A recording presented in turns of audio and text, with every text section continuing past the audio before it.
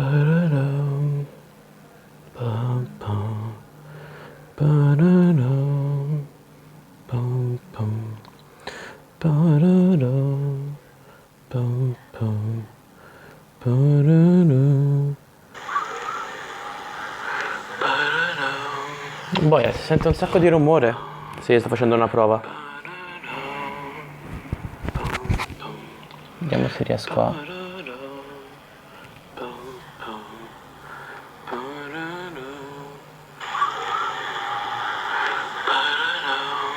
Boia, si sente un sacco di rumore?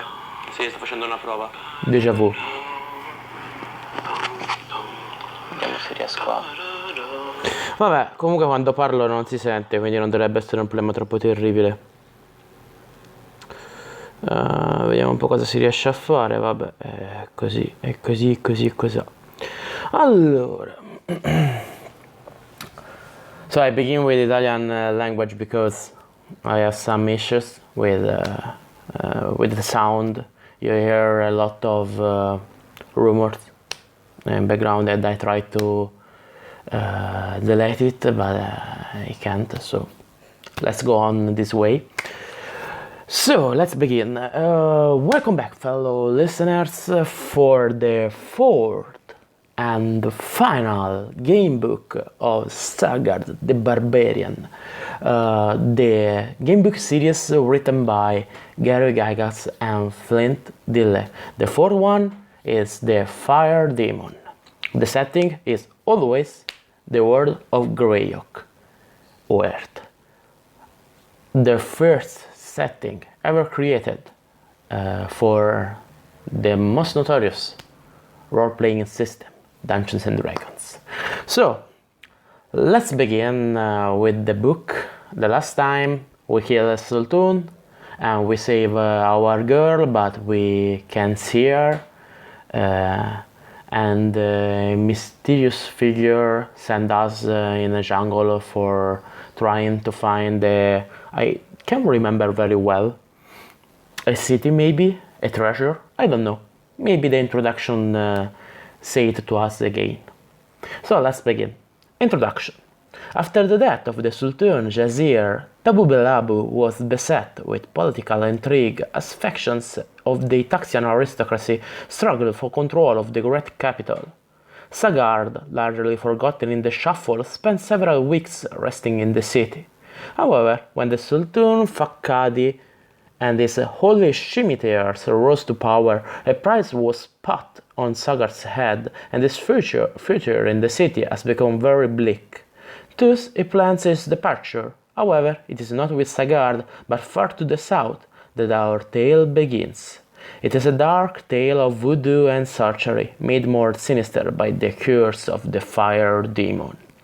Then there is a map, a pretty strange map, because I can't recall it on the bigger Flannes map. But anyway, this is the map. Okay. I don't know. So let's continue. Section 1. Deep in the Zimbian jungle beat feverish drums. A tiger, stalking a wounded okapi through the wet darkness, suddenly sniffs the stench of death, and filled with a primal terror, gives up her prey and scrambles for shelter in the thick undergrowth. Not far away, skeletal hands beat upon a drum. The drummer averts his eyes from his hideous figure, who, illuminated by resin flames, watches over him, for the anatomy of Ashad One is a ghastly sight. The sorcerer's body is a crisscrossed network of scars, connecting the light, powerful legs of a Zimba tribesman to the torso of a masked Frosty. From the shoulders come alarmingly small olive-skinned arms and dainty woman's hands, which once belonged to a Chadanese lute player. Atop his neck is a gaunt Phyxian face, unnaturally set off with burning red vulgar eyes. The sorcerer smiles slightly as he eyes his captive, tied to a pole. The Aerdian is the most handsome man in the realm, an actor by trade. Now, however, his handsome face is twisted in fear as he struggles with his bonds. No civil-sighted man will believe the ceremony which follows. Two pale figures, devoid of emotion, step up to the bound man and carry him forward to the fire, which, although without fuel, rises to a towering height and assumes a vaguely human shape. It is a fire demon. "The feast shall be mine," the sorcerer declares to the demon. "The spirit shall be yours." A breathy voice from the fire itself responds, "So be it." Not suspecting that his fate is to face a fate much worse than burning, the bound man lets out a shriek as he is thrown into the demonic fire. Unafraid, the sorcerer enters the flame. Uncertain moments follow. The fire turns purple, then slowly dies down, and the blood-curdling reality emerges. The sorcerer now wears the Aeardian's face, and the Aeardian now wears the sorcerer's. The Aeardian, his soul consumed by the flame, seems not to notice or care. Moments later, the sorcerer gazes into a polished silver mirror, admiring his handsome new face, the raw beauty of it marred only by red vulgar eyes. "I am nearly complete," he mutters to himself. Thousands of miles away, a hot desert wind brings strange tales to Tabu Belabu, the city of minarets and treachery, deep in the bazaar where swarthy-faced, turbaned men smoke from long pipes and tell tales of fantastic treasures. A man, all in black with a garish golden earring, beckons you. "Come, Ratican, for I read your mind." His beady brown eyes stare deeply into yours. "Forget the small plunders you seek here, for there is much greater treasure hidden in the steaming jungles, waiting for one of your strength to wrest it from evil hands." "I have heard of no such treasure," you respond. It's the same dialogue that ends the previous book. The Gyptic waves his hand for you to sit before him. "Sit for a moment, and I shall tell you of Sandaul, the lost city of ivory." "I have heard many such tales," you say, "but none have been true. They are more fit for superstitious women than for men of arms. Hear mine, and judge." The mysterious man responds, and takes a long draw of his strange pipe. "When I was your age, I was a humble slave in Naxos, where the mouth of the dungeon flows into the Gavardian channel. My master, Tog a prince, was in need of money, and ordered us on a long journey to the deep jungles of the Waga. For months, we tracked down serpentine paths, and discovered nothing save for disease, ambush, and the sundry other horrors of this teeming jungle. Then, one day, in the black heart of the jungle, we came upon a great granite wall which stretched as far as we could see. This wall was unscalable, and we ventured to find a gate. Curiously, it seemed deserted. We saw no man defending the rampart, until one moonless night we spied glowing, marching figures upon the high parapet. We called to the man, but received no response. The superstitious among us believed they were ghosts, and their suspicions were not unjustified. For, in places where the great stones had fallen, leaving a gash in the wall, the misty sentinels marched through the empty air. Many of my party fled into the woods. Though I do not know what became of them, I must say that bestial roars from the jungle on those nights boded the worst for them. Finally, we came upon a great gate of massive wood beams. Through cracks between the beams we could see a city, too deserted. It was a sight I will never forget. It was constructed of carved ivory to an ornateness that would put to shame even the great temples of Wil Shangaza. Our master ordered us to cut through the beams, and we set to doing it.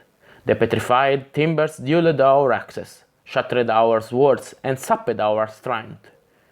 You become impatient. Get to it, old man. What did you find inside? We never went inside, for we were discovered by the Ashad One.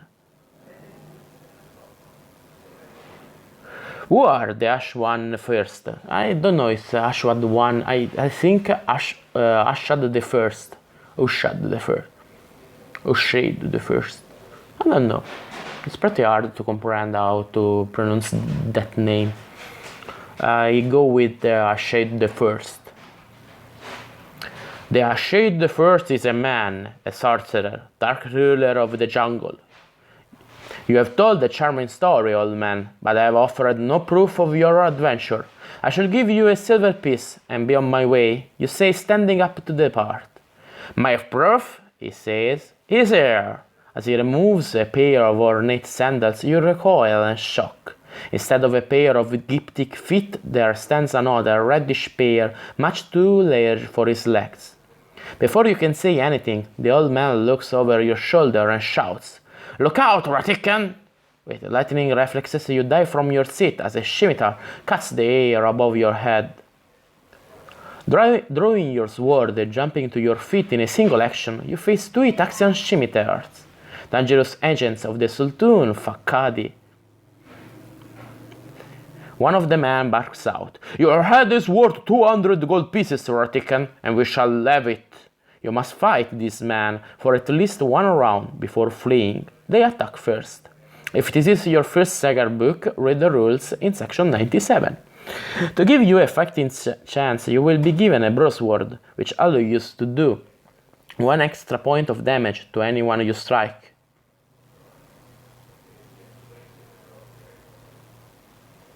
It is not my case. If you have played the other Sagard books, retain any weapons or armor you have taken out of the last book. Hardened by vicious battle and having grown older, you permanently gain 5 hit points. Whoa! You now have 25 hit points. Not a sign of easiness on this book. I have 25 easy hit points.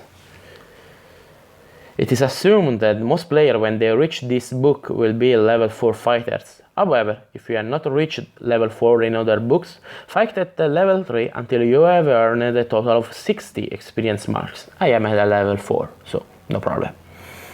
And I have a magic sword, plus 1 damage, a breastplate, minus 2 damage, a strange medallion, I didn't forget that, 6 fire darts, because I used 1, that kill on it, and a stun we can use for stun the enemy, but I have to roll a dice, and if I roll for 2 times a 4, the stun stone explode. That's all. A lot of equipment. So we go on. Well, they are pretty strong, but we can we take their damage minus 2 because of the breastplate I found in the previous book. So it's not so hard. It's pretty long indeed. So let's begin. Entry is the 3 time, and I say let's begin. I roll, they attack first, right. They attack first with no damage and no damage, and I attack and I do 4 damage to them, to the first one. So I am 25 is 14 and the second 18. He miss, the second miss too, and I attack another 4 damage, so 25 to 10 to 18. Okay, only 3 damage this time. So 25 to 7 to 18. Whoa, they do 1 damage to me. No. And I do another 4 damage. So 24, 3, 18. Okay. Okay, the first one is dead. So 24 to 18. And now we are 1-on-1. I am pretty strong. Another 4 damage, 24 to 14. Only 2 damage this time, 24 to 12. 1 damage to me. 23 to 8.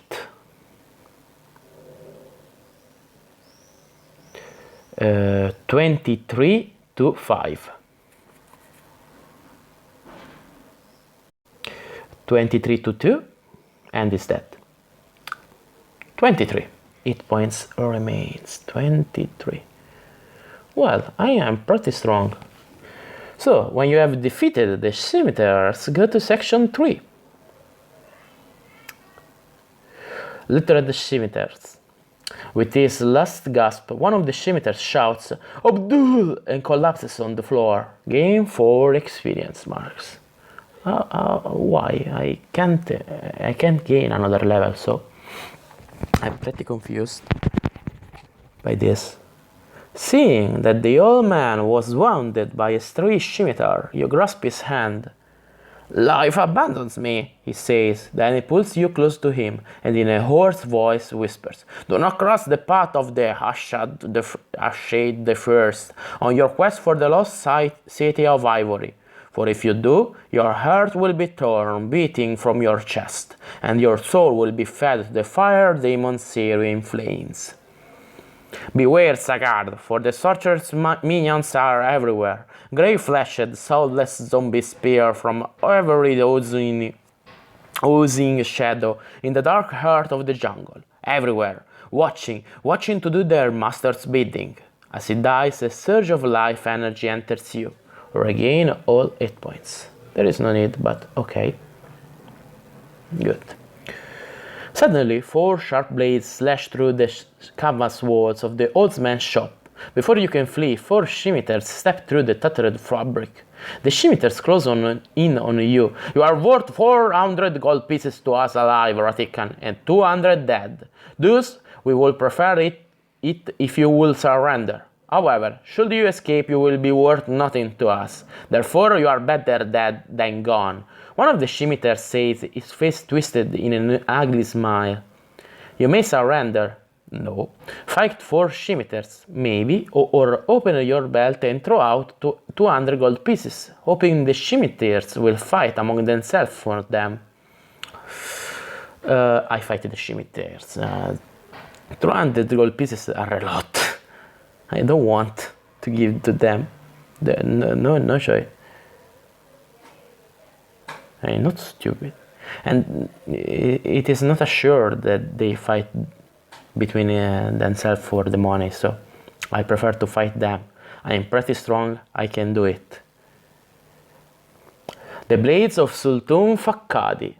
Knowing that the option is slow death, you draw your sword to combat Sultan Fakkadi's scimitars. You strike first, you may not flee. Okay. We continue until maybe a quarter past 5 or half past 5. Then I have to work a little. I am having a breath. I having a breath. A break. There. Okay, so the 4 scimitars. They are pretty weak. And they attack first. So I am 25. And they do 1 damage to the first. So 25 to 8. Then they attack. 1 damage to me. Another one. Pretty lucky. Okay, miss. And miss. Good. 23 to 8. And another 4 damage. And they miss. Miss. Miss. Miss. 23 to 4. Let's see if I kill. Nah. 23 to 1. Miss. Miss. Miss. Miss. And I kill the first one. So they respond. Miss. Miss. Miss. Okay. Only 2 damage to the second. Is you have only 80 points. So 23 to 6. Another damage to me, 22. Another 2 hit points, 22 to 4. Damn.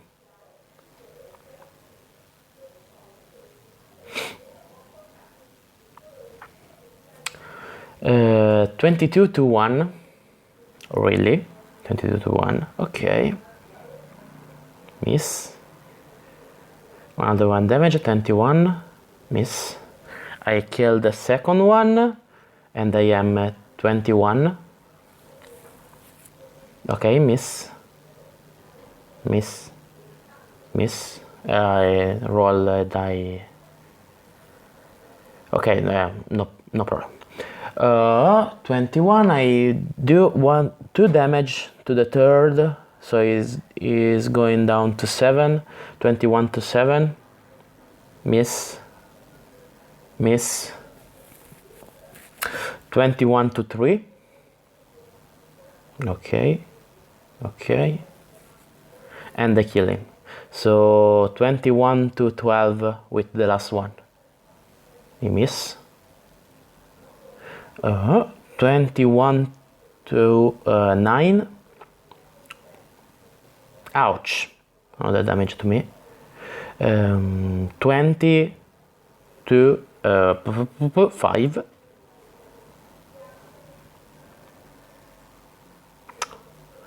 20 to 2. And is that. Okay. 20. Okay. If you defeat your opponents, go to section 25. Oh, sorry. If you are victorious, go to section 4. Wrong section. Sorry. I read the wrong section.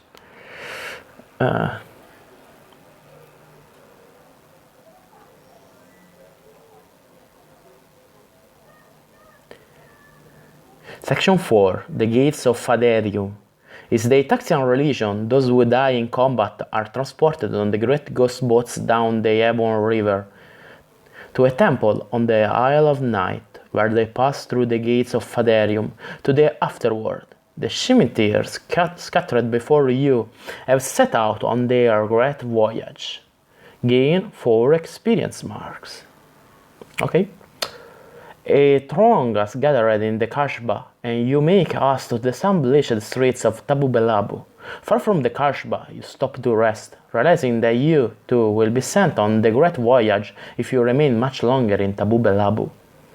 Intrigued by the old man's tale, you resolve to search the southern jungles for Sandaul, the lost city of ivory. It will not be an easy journey, and you will have to hire a party of explorers. A man in good health will cost you 100 gold pieces in the debtors' prisons of Sindalville, and you will need at least 15 men to make the journey. Check your status chart and make a decision. You may either use the gold you have to hire the party, or you may attempt to gain more gold before setting out for the southern city. There is but one place where you may gain more treasure quickly, the palace of the Sultan Fakkadi. You may have been there once before and have slipped over its defenses on a Davanyan bat. This time it will be much more difficult. If you want to try, begin your assault in section 9. I have a lot of money, in reality, and I need the 15 men. There is 1,500 of gold pieces. I have that. So there is no need for me to risk my life. So I go to section 21. Okay. Okay. Section 21, Dark Journeys.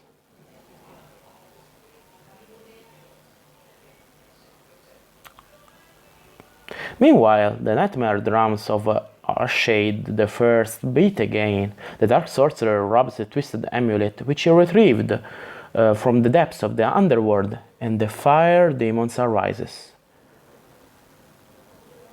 Now what do I need to bring myself to perfection? The sorcerer shouts.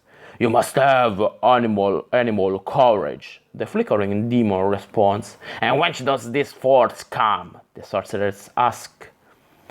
From the heart of a brave man, the flame demon hisses.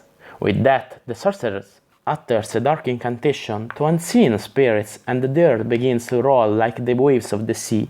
A skeletal hand appears above the churning ground, and then another. The fingers twitch as they begin digging their bodies from their own graves. Scarred grey heads emerge, looking about darkly with zombie eyes. A shade the first dark forces have risen from their graves. Search, my man, and bring me the heart of a brave man. In Tabu Belabu, the price on your head has been raised to 4,000 gold pieces, and nearly everybody hopes to gain the reward.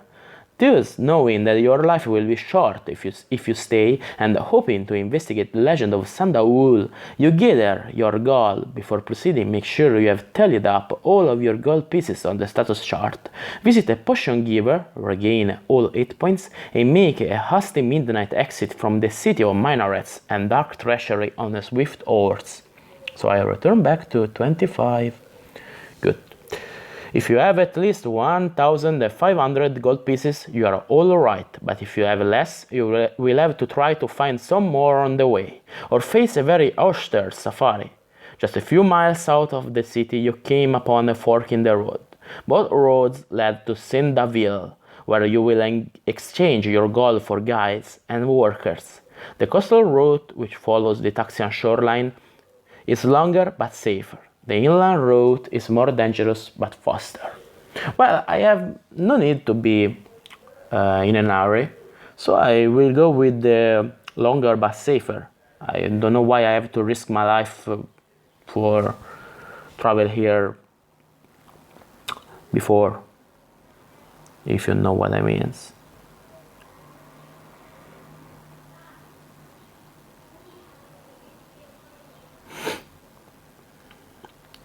Southward to Sindaville. By mid-afternoon, you have ridden far beyond the cultivated fields which surround Tabu Belabu and have the road to yourself. Having left Tabu Belabu in a great hurry, you forgot to pack food. Thus, it is with both relief and dread that you come upon a sinister-looking way station. After tying your horse, you carefully carry your bag of gold into the smoky den filled with gaudy Taxians, black-garbed knights, and sleazy Median traders. As you set down the bag of gold, it lets out a telltale metallic clang. Several eyes look up from their cards and stains of ale and watch you with menace. At this point, you may leave the tower, keep riding, and lose 3 hit points for hunger damage. Okay, and I have a roll of luck. I don't like that. Or you may stay in the tavern. I think I stay. Risky, but I can kill everyone inside. As you eat a revolting, overspiced Taxian dish, the men pay little attention to you, save for an occasional menacing glance. Go to section 16.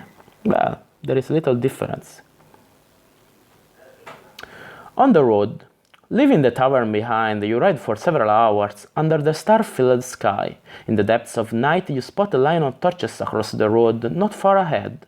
Till you stop to look, you cannot make out who mans the torches. Now you have 3 options. You may turn back for the tower, you may ride off the road and into the desert,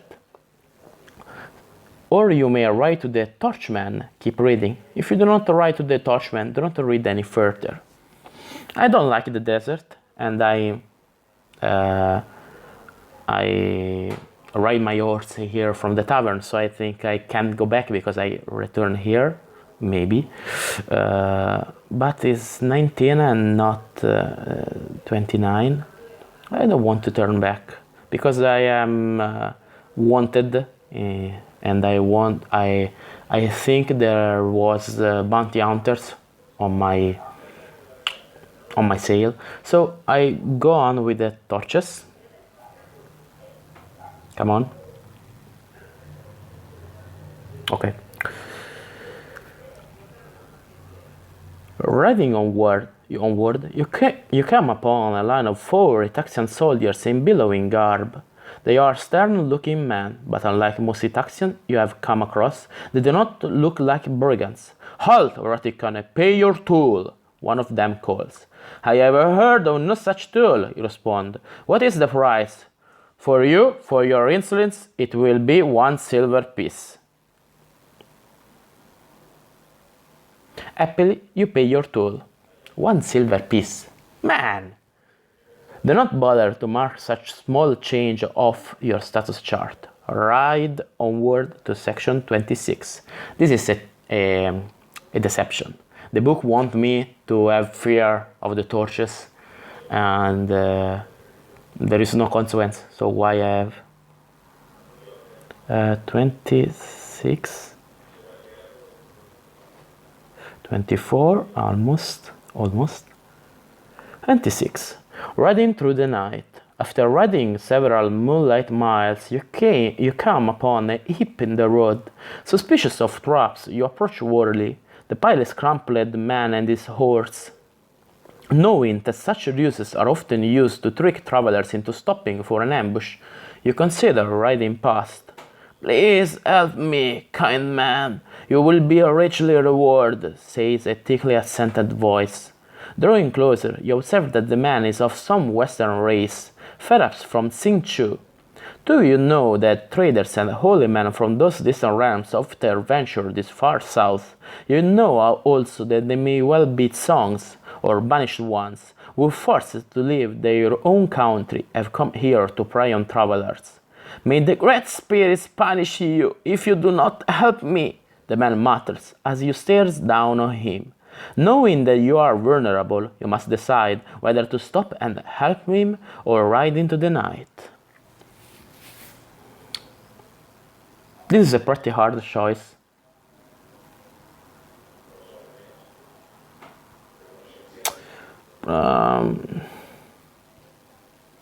I don't know.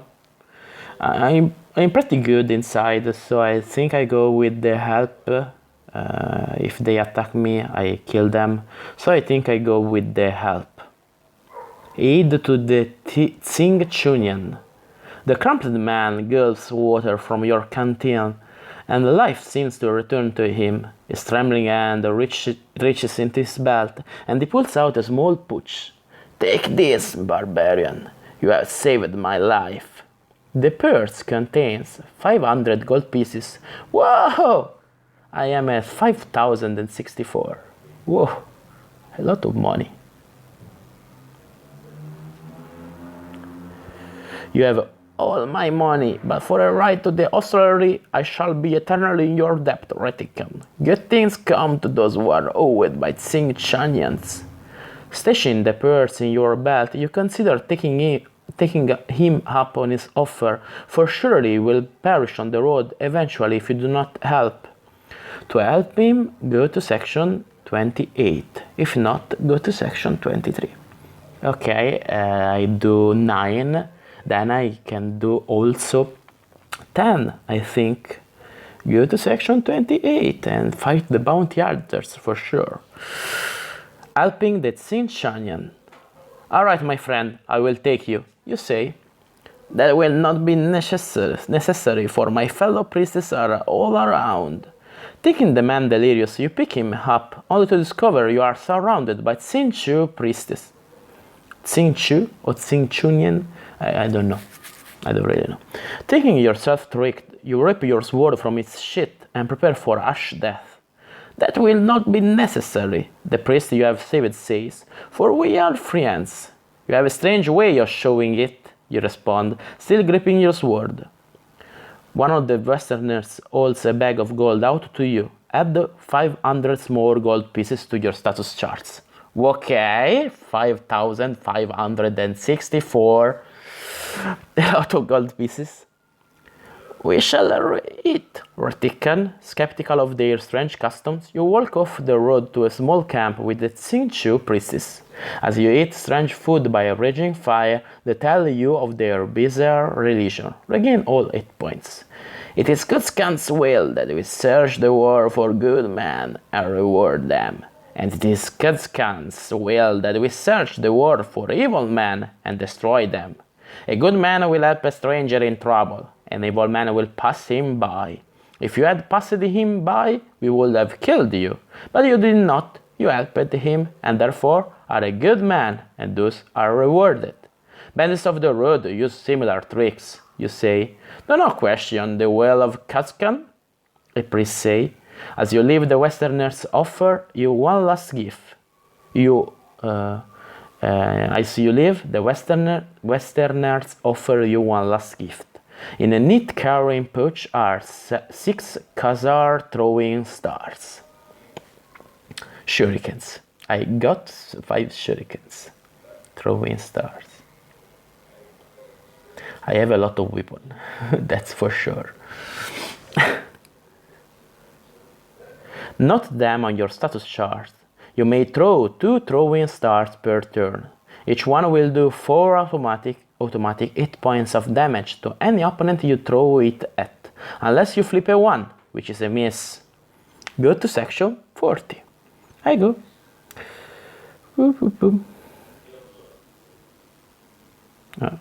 Almost. Okay. Section 40. The Hostile Hostel. After hours of riding on the dusty road, you arrive in Sindaville. This city is a cluttered slum by comparison to Tabu Belabu.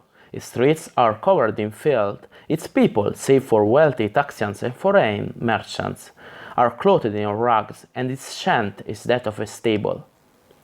As it is past dusk, the slave markets are closed. Therefore, you find a place to spend the night. Feeling wealthy, you approach the finest inn in the city, but quickly set your horse in another direction upon learning that nightly lodging is 1,000 gold pieces. After much searching and unpleasant dealings with haughty clerks, you settle on a shabby hostelry near the slave markets, which costs a ridiculous 100 gold pieces. Deduct this from your status charts. But it has a lock-in door and a bed. So I am at 5,464. Tired from your journey, you fall quickly to sleep.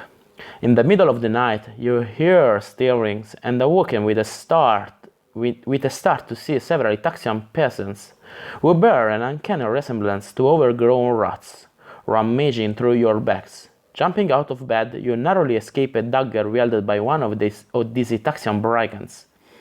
As you awaken, the miserable swine scramble out of your room. In this fight, you will not want to flee, because these creatures are easy to defeat. However, they will be trying to flee. Therefore, after each round of combat, flip to see if each of your opponents is able to flee by flipping a 4. And deduct 200 gold pieces for each one who gets away. Then flip for the remaining Itaxian rats as they try to stab you.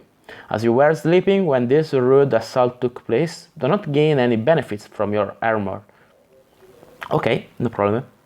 They are very weak. Let's start. So you attack first. And then they go. I kill the first on the spot. Good. The second try to escape. Nope. Then it's my turn. No, sorry. The other's turn. Miss. Miss. Miss. Miss. Miss. And miss. Then it's my turn. And I kill the second too. I can't kill them with one hit.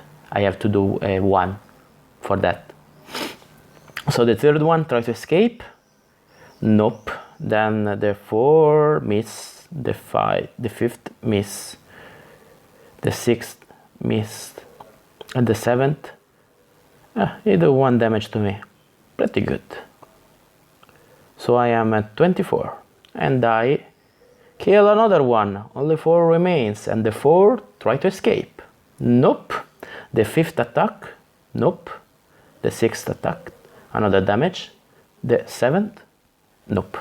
So I am at 23. And I kill the 4th one too. So the 5th try to escape. Nope. The 6th try to attack. Nope. Nope. Still 23. And they kill the fifth. So only 2 remains. The 6th try to escape. And they roll a 4. Damn, I lost 200 gold pieces. Damn rat. The second attack. Okay, he missed. I kill him. I lost 200 pieces and 2 hit points. Damn rat. So I am down to 5,264. So, when you have defeated your opponents, go to section 35. Okay. I'm still pretty rich. Enough of Cyndavil. Separating your gold from the remains of the Itaxian rats, you count your belongings and prepare to leave this wretched town. If you have less than 1,500 gold pieces, or just want to raise some cash, you may sell your armor, if you have any, your sword, or both, in the trading markets in the trading district. If you still have at least 1,500 gold pieces, you may proceed directly to the debtor's prison, section 42, where you may buy man for your safari team. So I go with 42.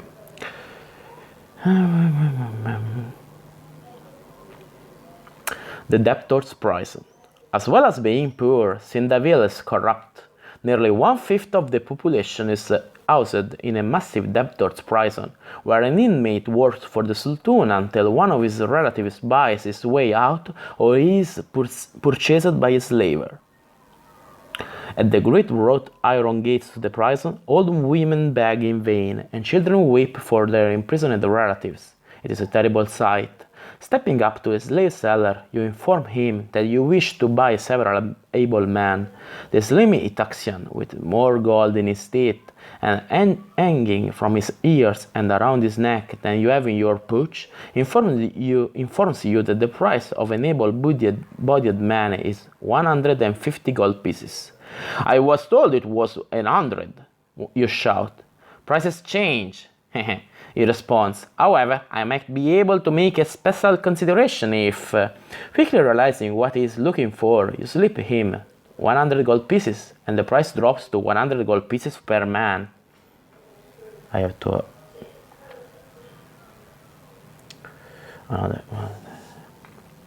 At this point, you may buy as many debtors as you can afford for 100 gold pieces per man, keeping as much as you think you might need for various taxes at the border, and who knows how much that might be, and deducting 100 gold pieces for food, water, and spears. Mark the numbers of debtors who are in your party on your status chart and deduct the gold spent. Okay, so 1,000 and a half plus 100 for food. So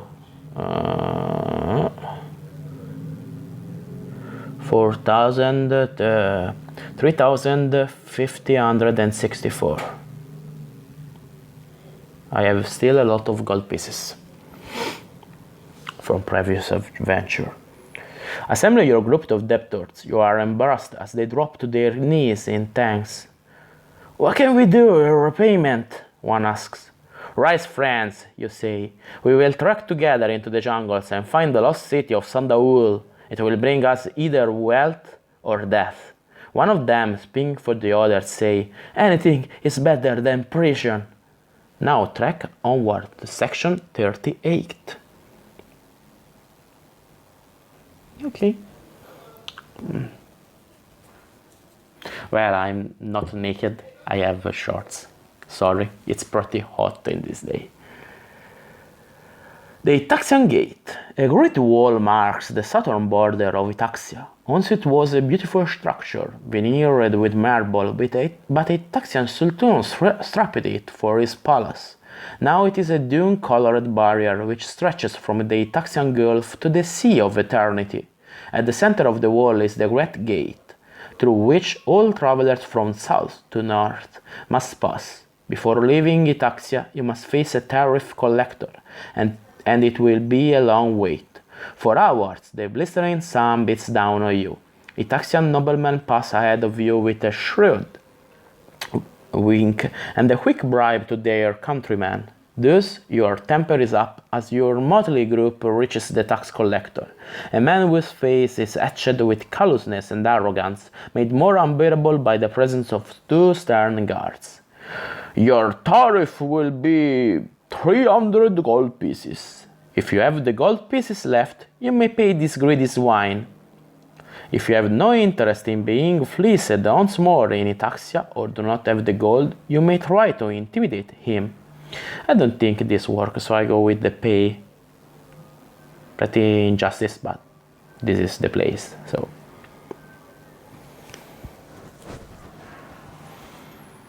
And don't want to fight useless battle. Maybe I try to intimidate him. I don't know.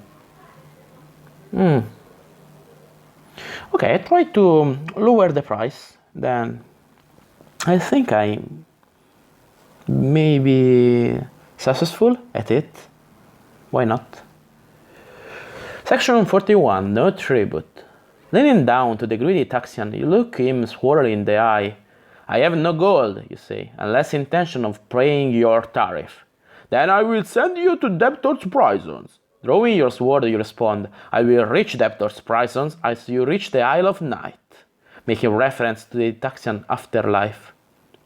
As the guards draw their scimitars, the tax collector leans back in his chair and staples his fingers. Let us be reasonable. We can work this out for a mere 100 gold pieces. If you want to buy your way out, deduct the 100 gold pieces and go to section 44. I think I go with the 100. Pretty reasonable. Why not? So 3,464 again. Okay. 44. Buying freedom.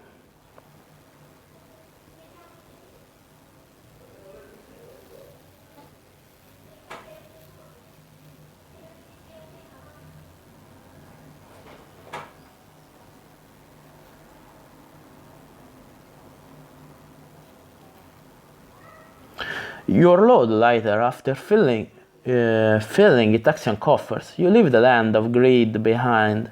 The Itaxian road ends abruptly at the gate, and you find yourself on a barren, dusty plain. A pall of gloom sets over your men as they see this dismal course their adventure seems to be taking. If you want to make sure they will not desert you, give each man 10 gold pieces, if you have it. If you do not, flip for each man, and lose 1 man for each 4 you flip. Then update your status charts. No need. Leading your man to the southeast, so what, then another 150, so 3, 4, okay, I pay, no need to risk 50 men. Okay, good. Leading your man to the southeast, you cross through northern Fex. Near nightfall, you come to a place where 2 deer paths meet. Here you pitch camp for the night, and treat your man to a feast. Regain 6 hit points. Go to section 46. Okay. A map in the dirt. Moonlight illuminates the dusty plain as the feast fire dies. Though you have not yet reached the steaming jungle, you are beset by the scorching heat of the southern realm. If you are wearing armor, it will be of no use to you as you travel farther. Fuck. Knowing this, you bury it at the fork in the road with the idea that someday you might come back to get it. If in another book you pass through the southern Itaxian gate, dig up the armor and gain all of its benefits. Note this on your status charts. Well, this is the last book of the series, so I think not. Late at night, you lie sleeplessly under the canopy of the stars. Staring at the sky, you hear a soft, furtive sound and silently look around. Then you spy one of your party running across the flat, scrubby ground. You jump to your feet and give chase. The tall and lean figure is nearly as fast as you, but slowly you gain on it. Stop! You shout. You'll be shredded by wolves out there. Your words do not slow the figure, but a diving tackle does. It is better to be torn by wolves than tortured by the Ashade the First, says the figure, a curiously exotic bearded creature from the southern lands. Then you know of him, you ask the prone figure. I know that you search for Sandaul. Many northerners do. Few return. Peering into the crimson eyes, you get a strange feeling and stand up to view the prone slave. Following the curves of the figure sprawled upon the ground, you came to a startling discovery. It is a woman. Sorry, wrong voices. Ouch. Reaching down, you pull a false beard from her face. Why do you wear this and suffer the lot of a male slave?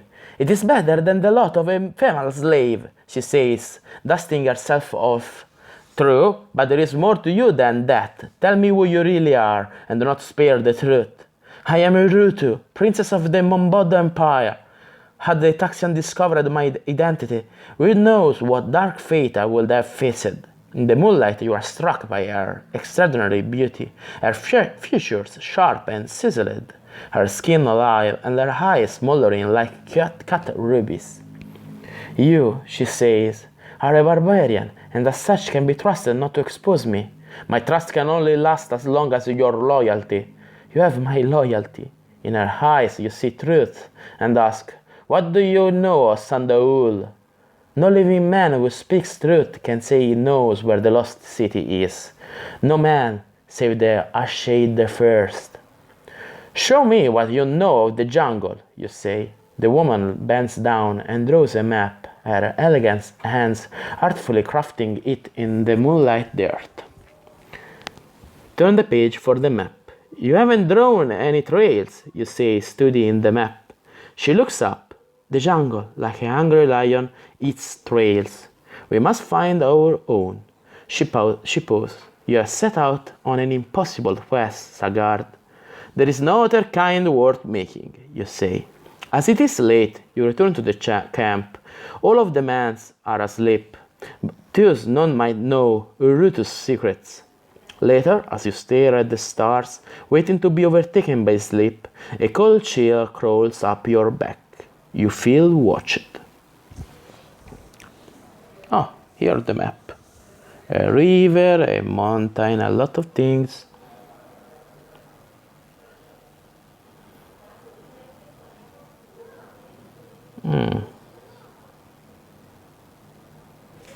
Okay. Rising up and peering to the distance, you see nothing, for the eyes of the dead do not glow in the night. As dawn rises on the following morning, you must choose a direction. If you want to head directly for the jungle to thoroughly search it, go to section 49. If you want to set out for the mountains to the south, avoiding a large stretch of jungle by taking mountain trails and crossing through the Ragnar Pass, go to section 53. Remember this map in section 46. Note this on your status chart. As you explore the jungle, map the areas you have explored as best as you can. It will be easy to get lost on this map if you are not careful. Not easy at all. I can't read it either. So anyway, we reach a map, and as always, we stop here, like the last time. So the first part of the fire demon ends here, and I think tomorrow we read the second part and we end the last book. After that, we'll add another bit of Grey Oak story, publication story, and then we begin the Grey Oak Adventures series with Gord the Thief, one of the most notorious characters of Gygax. But first, we have to survive this fire demon. So, for today is all. Have a nice day, and we will see how this book ends tomorrow at 5 or 6 in the afternoon. Bye!